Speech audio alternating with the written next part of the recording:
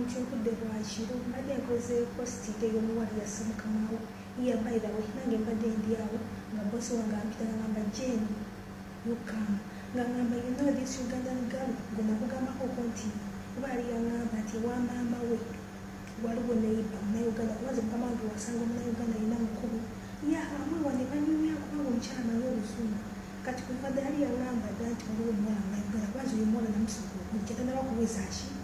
banga tanaba kuweza bbanga mukiwulira afa kujja naŋŋamba era badde ali kukaaba naŋŋamba this lady she's my friend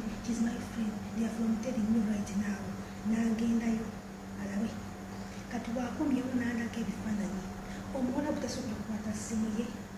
n'akusindikira ebifaananyi mu ssimu yo biibyo era maze okungamba nalaga ebifaananyi nendaba passport nga ya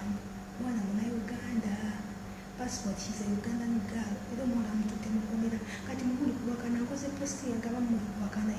ojja kuwakana ngaoyo omuwala she's among your friends oba she's your relative omuwala ali mu Oman Mabera Muscat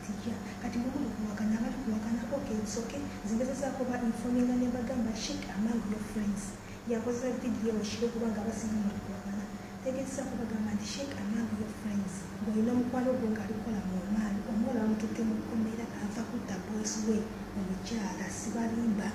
bya siriyasi abamu okugamba musinga omuwala bwamusiga badde basigadde wakaabu babiri ng'omukyala yeebase abaana babatutte wa jjajja